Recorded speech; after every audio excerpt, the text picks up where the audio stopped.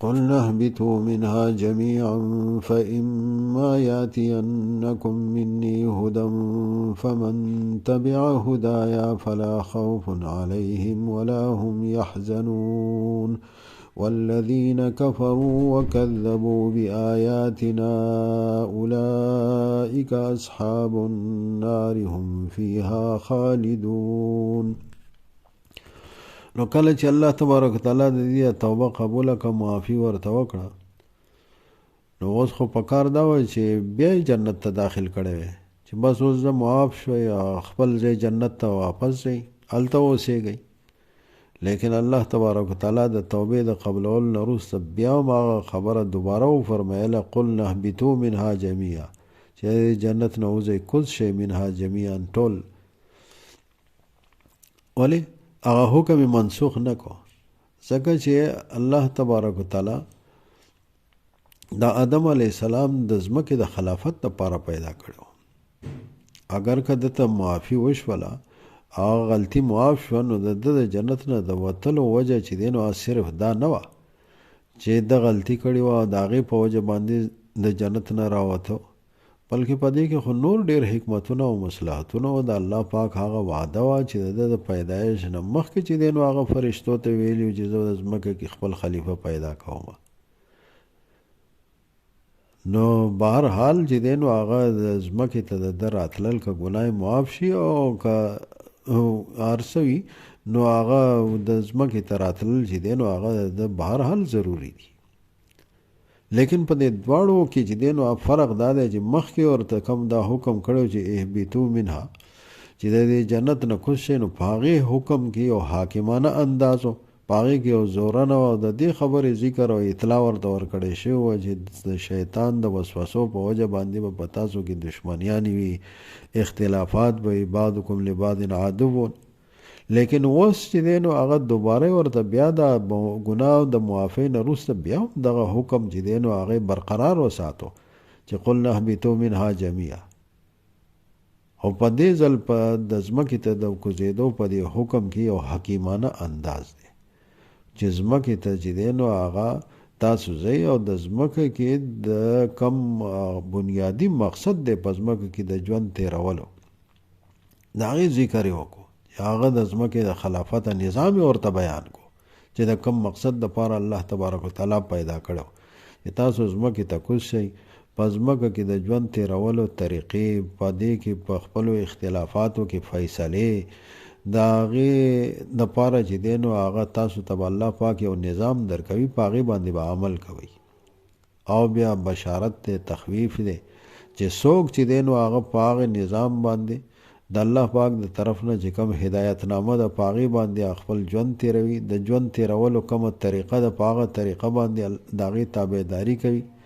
نو ژوند به ډېر پرسکونه وي، په ژوند کې به غم نه وي، یره به نه وي، خفه به نه وي، او همدغسې د مرګ نه وروسته به هم بیا چې دی نو هغه عافیت او په کامیاب به وي. هغه جنت ته به دوباره چې دی نو هغه به اوس لاړ شي او اوس به د همیشه دپاره لاړ شي. آدم علیه السلام خو څو ورځې د میلمستیا دپاره په هغې کې وه او په هغې کې هم د بعضې د یوې ونې د میوې نه منع کړی شوی، لیکن اوس دوباره چې کله انسان چې دی نو هغه د الله تبارک وتعالی دغه حکم مطابق عمل وکړي، الله پاک به هغه جنت ته همیشه دپاره داخل شي. اوس به په هغې کې بیا امتحان نه وي، داسې به نه وي چې یو ونې د میوې نه به منع کړی شوي، بلکې هر قسم نعمتونه چې په جنت کې دي هغه ټول به استعمالولی شي. ولکم فیها ما تشتهي انفسکم ولکم فیها ما، بس چې څه زړه غواړي هغه به ورته اوس په دې جنت کې میلاویږي. نو الله تبارک تعالی وفرمیل قلنا اهبطوا منها جمیعا، اویل منګه کوز شئ د دې ځای نه ټول،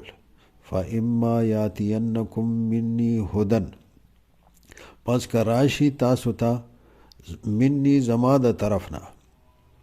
هدن هدایت، لار ښوونه،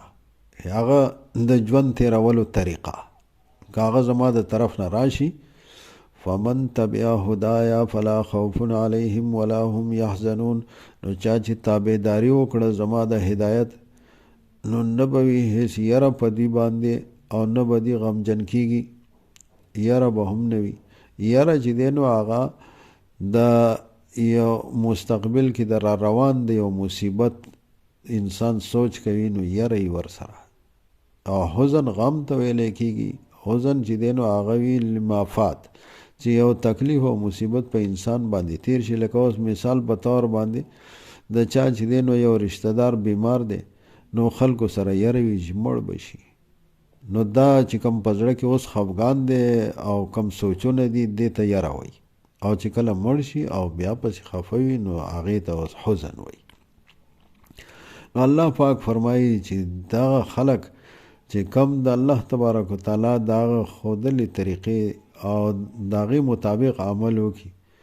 نو په هغو باندې به هېڅ قسم یره نه وي. په ژوند کې به چې دی نو هغه سکون وي او څه قسم غم به نه وي. لیکن کم خلک والذین کفروا وکذبوا بآیاتنا، هغه کسان چې هغه انکار وکړي، کفر وکړي، وکذبوا بآیاتنا او دروغجن وګڼي آیاتونه زمونږه، اولئک اصحاب النار هم فیها خالدون، دغه کسان دوزخ والدي، اور والدي، جهنم او اور چې دی هغې کې به داخلېږي د همیشه. هم فیها خالدون او دوی به په دې اور کې همیشه وي، همیشه دپاره به په هغې کې داخلي. دغسې چې دی نو هغه په سوره طه کې هم الله تبارک وتعالی فرمایل چې اهبطا منها جمیعا بعضکم لبعض عدو فاما یاتینکم مني هدن، چې الله پاک ورته دا ویلي چې تاسو د ځمکې نه تکوز شئ او فاما یاتینکم مني هدن، زما د طرف نه چې کله هدایت نامه تاسو ته راشي نو فمن اتبع هدایا فلا یضل ولا یشقى، څوک چې د هغه هدایت مطابق خپل ژوند تېروي نو هغه به ګمراه کېږي هم نه، د شیطان د وسوسو نه به هم الله تبارک وتعالی بچو ساتي او په مشقت او په پریشانو او په مصیبتونو کې به نه غورځېږي. دا پریشانۍ، مصیبتونه، دا غمونه دا چې دی نو هغه وي د دې په وجه باندې انسان سوچ چې دی نو هغه سوچ نه وي چې کوم د الله تبارک وتعالی چې دی نو هغه د هغې حکم کړی دی. که چېرې انسان عمل او د هغه سوچ چې دی نو هغه سوچ وي چې کوم الله تبارک وتعالی دته ښودلی دي نو په ژوند کې به سکون وي، پریشانی به نه وي. اگر که په دنیا کې په هر حال کې وي، که چېرته چې دی نو هغه دنیا ورسره لږه وي که ډېره وي، لیکن پرسکون به وي، خوشحاله به وي، په الله هر څه چې وي د الله تبارک وتعالی د طرف نه وي، د زړه به مطمئن وي. او چې کله یو انسان چې دی هغه کې دنیا هرس وي او دنیا چې دی نو هغه د ژوند مقصد وي نو ډېر مختلف چې دی نو هغه غمونه پریشانۍ به وي، اگر که دنیا ورسره ډېره وي. حدیث شریف کې راځي من جعل الهموم هما واحدا الاخره کفاه الله هم الدنیا والآخره، که یو انسان چې دی نو هغه بس دا غمونه ټول په یو غم کې راجمه کړي چې الله پاک څنګه رضا شي او آخرت یې څنګه ښه شي نو دا دنیا دا نور غمونه به ته خدای پاک لري کی بیا. لیکن کم یو انسان چې هغه د آخرت د غم نه چې دی نو هغه غافل شي، د الله پاک د حکم پوره کولو، د هغه د رضا کولو د حکم نه غافل شي نو هر قسم دغه کې لکه په سوره طه کې الله پاک فرمایي ومن اعرض عن ذکري، او چې څوک چې دی نو هغه دغه هدایت چې کوم زما د طرف نه ورته راغلی دی هغه زما د ذکر د یاد زما د حکم باندې د عمل کولو د هغې نه چې دی نو مخ واړئ فان له معیشة ضنکا، نو ژوند به تنګ وي، تنګي به وي، په ژوند کې به هم تنګي وي، اگر که سینو ورسره ډېر وي، قبر به هم تنګ وي، آخرت به هم تنګ وي. ونحشره یوم القیامت اعما، الله تبارک وتعالی فرمایي چې د قیامت په ورځ باندې په داسې حال کې راپاسو چې هغه به چې دی اړوند وي، نو چې دی دا تپوس کوي چې زه خو چې دی نو هغه ما سترګې روغې وې او اوس په قیامت په ورځ اړوند راپاڅېدم. نو الله پاک وایي چې په دنیا کې په زړه باندې اړوند وې نه، هغه چې کم زما د طرف نه چې دی نو هغه یو نیغه لار د هدایت او د ژوند تېرولو دپاره کومه طریقه راغلې وه د هغې نه دې سترګې پټې کړې وې، د هغې نه دې غفلت اختیار کړی و، هغه د زړه اړوندوالی اگر که په ظاهره باندې چې دی نو هغه سترګې روغې وې لیکن عمل دې د ړند و، نو که اوس ستا د هغه عمل مطابق دلته تا ته چې دی نو سزا میلاو شوله او خدای پاک چې دی نو په آخرت کې ړوند راوپاسولې نو دا خو ستا د هغه عمل مطابق تا ته سزا شوله. نو الله پاک فرمایي چې قلنا اهبطوا منها جميعا، وویل مونږه چې کوز شئ منها د دې ځای نه جميعا ټول، فاما یاتینکم مني هدن پس که راشي تاسو ته زما د طرف نه هدایت، فمن تبع هدایا فلا خوف علیهم ولا هم یحزنون. نو چا چې تابعداري وکړه زما د هدایت